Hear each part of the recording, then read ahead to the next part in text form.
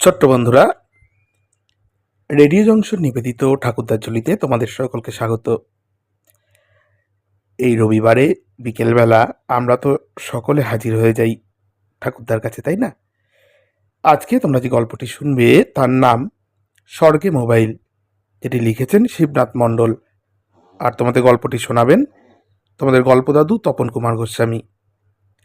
চলো বন্ধুরা, গল্প শুনবো, কিন্তু তার আগে আবারও একবার বলি, কমেন্ট বক্সে কিন্তু গল্প কেমন লাগছে জানাতে একদম ভুলবে না।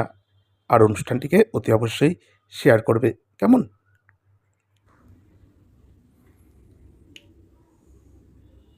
ছোট্ট বন্ধুরা, কেমন আছো? হ্যাঁ, সবাই ভালো তো? তবে খুব ভালো নয়, তার কারণ সবে রেমাল মানে যে বিশাল ঝড়টা গেল, সেই অবস্থা থেকে আজকে আমরা একটু রোদ্দুরের মুখ দেখতে পেয়েছি। এখনও চতুর্দিকে জলে ভাসছে অনেকেই। তো যাই হোক গে, রোদ্দুর যখন দেখা গেছে তখন আশা করছি আস্তে আস্তে আবার স্বাভাবিক জীবনে আমরা ফিরে যাব।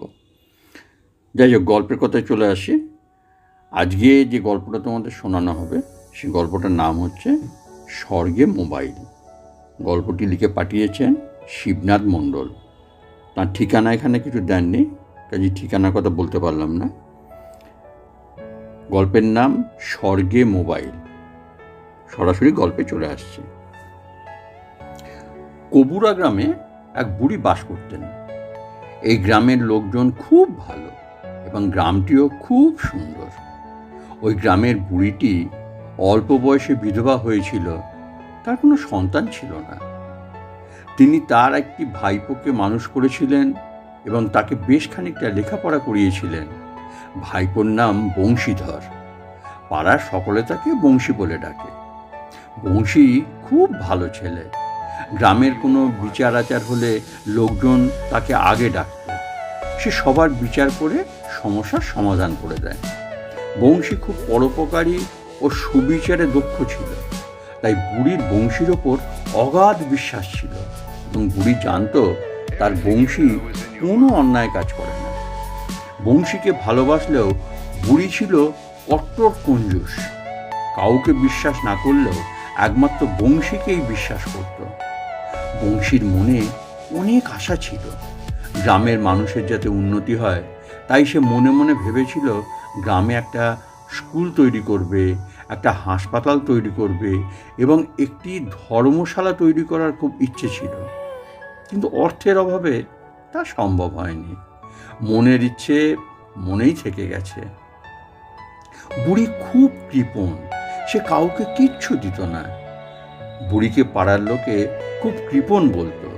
সে কথাগুলো শুনে ভাবল এবার কিছু কিছু জিনিস পাড়ার লোককে দিতে হবে। এই কথা ভেবে বুড়ি ঘরের চালের ওপরে লাউ গাছ তুলেছিল। পাশের বাড়ির একটা বউকে ডেকে বলল, বৌমা, এদিকে একবার এসো তো। এই বলে বুড়ি একটা লাউ কাটার অস্ত্র নিয়ে লাউ কাটতে গেল। বুড়ি লাউ কাটতে গিয়েও কাটলো না। সে ভাবল কদিন পরে লাউটা আরো বড় হবে, তখন বিক্রি করলে অনেকগুলো পয়সা পাবে। তাই লাউ না কেটে বৌমাকে বলল, কবে অমাবস্যা বলো তো, সেই জন্যে তোমায় ডেকেছিলাম। বউটা মনে মনে বুঝল বুড়ি আমাকে একটা লাউ দেবে ভেবেছিল, কিন্তু বুড়ি কৃপণতার জন্যে লাউটা না কেটে আমাকে অমাবস্যার দোহাই দিয়ে পাশ কাটিয়ে গেল। বুড়ির যথেষ্ট বয়স হয়েছে, তাই বার্ধক্যের কারণে দিন দিন শরীর খারাপ করতে লাগলো এবং বারণ থাকা নানা খাবারের ওপর তার লোভ বাড়তে লাগলো। বুড়ির একদিন লাউ চিংড়ি খাওয়ার খুব ইচ্ছে হলো। লাউ চিংড়ি রান্না করার পর অমাবস্যার কথা মনে আসতেই তার খাওয়া হলো না। কয়েকদিন পরে আবার মাংস খাওয়ার খুব ইচ্ছে হলো। তারপর মাংস নিয়ে রান্না করার পর খেতে বসে মনে পড়ে গেল আজ তো একাদশী, তাই আর মাংস খাওয়া হলো না। আবারও মনে হতে লাগলো প্রতি মাসেই তো একাদশী হয়, এ মাসে একাদশী না করে পরের মাসে একাদশী করব।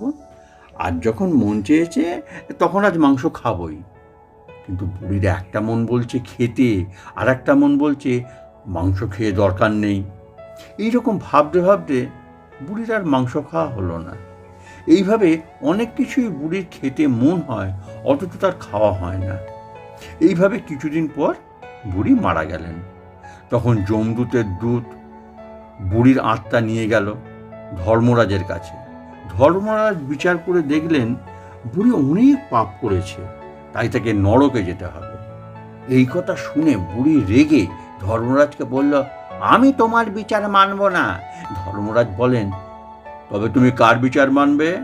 বুড়ি বলল, আমার ভাইপো বংশী, আমি তার বিচার মানব। এই কথা শুনে ধর্মরাজ একটু মনে মনে হাসলেন।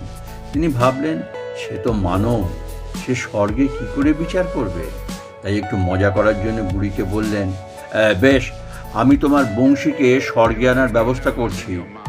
তখন আবার দূতকে মর্তে বংশীর কাছে পাঠালেন তাকে স্বর্গে আনতে এবং বুড়ির সব ঘটনা বলতে। তা শুনে বংশী বলল, আমি স্বর্গে গিয়ে নিয়ম ভঙ্গ করতে পারবো না, তুমি ধর্মরাজকে বলে দিও। দূত বললে, তাহলে তোমার পিসিমার কি উপায় হবে? তখন বংশী বলল, ঠিক আছে, আমি তোমায় একটা জিনিস দিচ্ছি, এর নাম মোবাইল। আর এই মোবাইলের এই সুইচটা টিপলেই ধর্মরাজের সাথে আমার কথা হবে, এটা তুমি নিয়ে যাও। দূত মর্ত থেকে স্বর্গে গিয়ে ধর্মরাজের সামনে দাঁড়ানো মাত্র ধর্মরাজ বললেন, বংশী কই? দূত বলল, বংশী আসেনি, সে বলেছে আমি সশরীরে স্বর্গে গিয়ে স্বর্গের নিয়ম ভঙ্গ করতে পারবো না।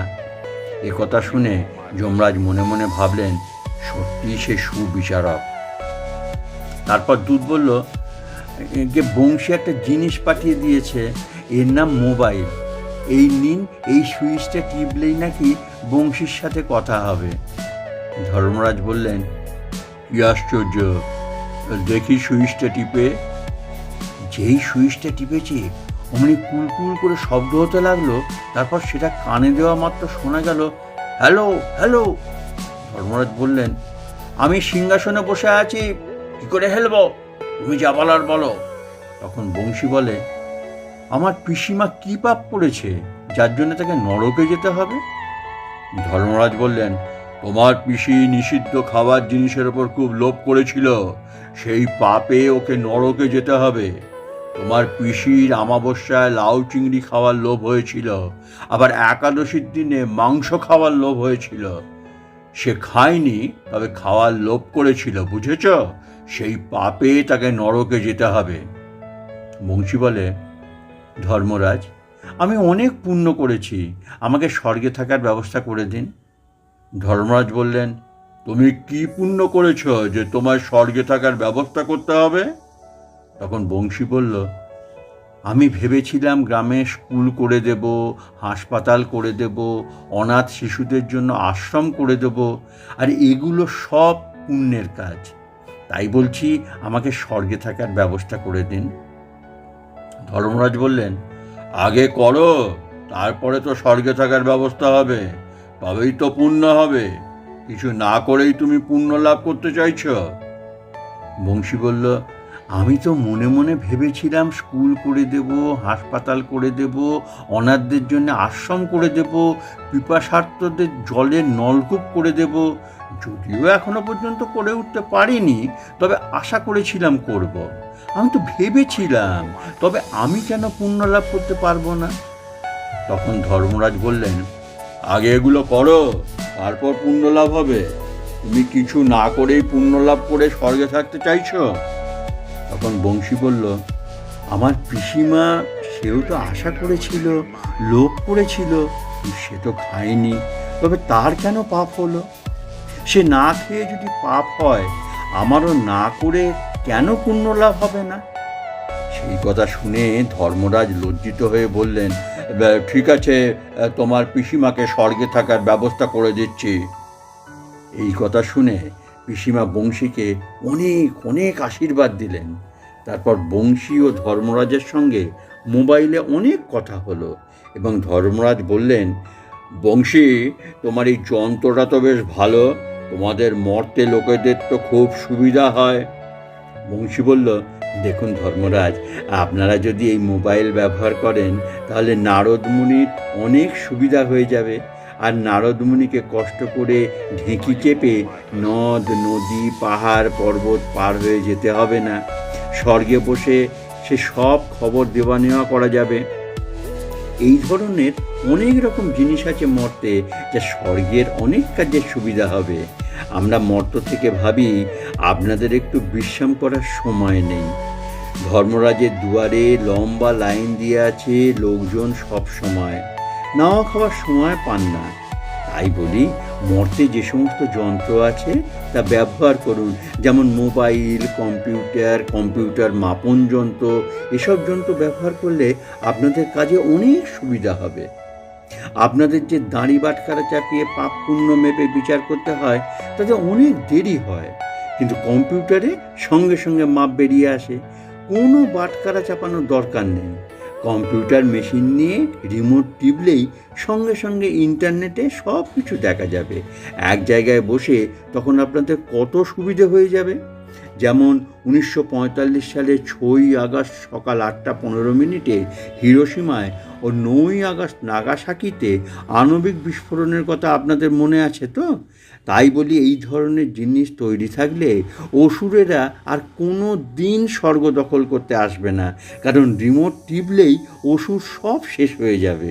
তাই বলি ধর্মরাজ, এই ধরনের জিনিস তৈরি করার জন্য বিজ্ঞানীদের যদি আপনারা স্বর্গে নিয়ে যান, তাহলে আর অসুরেরা কোনো দিন স্বর্গ দখল করতে আসবে না, কারণ অসুর বংশ ধ্বংস হয়ে যাবে আর আপনারা সুখে শান্তিতে স্বর্গে রাজত্ব করতে পারবেন। আর আমরাও মর্তের মানুষেরা সুখে শান্তিতে পৃথিবীতে বাস করতে পারব। ছোট্ট বন্ধুরা, শিবনাথবাবুর গল্প এখানেই শেষ হয়েছে। আশা করি গল্পটা একটু নতুন ধরনের এবং তোমাদের নিশ্চয়ই ভালো লেগেছে। সবাই সাবধানে থাকবে। এর পরেতে আবার নতুন কোনো গল্প নিয়ে তোমাদের সঙ্গে আবার দেখা হবে। তাহলে আজকের মতো তোমাদের গল্প দাদুকে ছুটি দাও, আবার পরে দেখা হবে, কেমন? সবাই ভালো থেকো। ছোট্ট বন্ধুরা, তো কেমন লাগলো আজকের গল্প? এতক্ষণ তোমরা শুনছিলে রেডিও জংশন নিবেদিত ঠাকুরদার ঝুলি। আজকের গল্পের নাম স্বর্গে মোবাইল। গল্পটি লিখেছেন শিবনাথ মণ্ডল আর পাঠ করলেন তপন কুমার গোস্বামী। বন্ধুরা, কেমন লাগলো আজকের গল্প কমেন্ট করে কিন্তু জানাতে একদম ভুলবে না। সবাই ভালো থেকো, সুন্দর থেকো, সুস্থ থেকো। আবার দেখা হচ্ছে আগামী রবিবার, কেমন? আজকের মতন টাটা।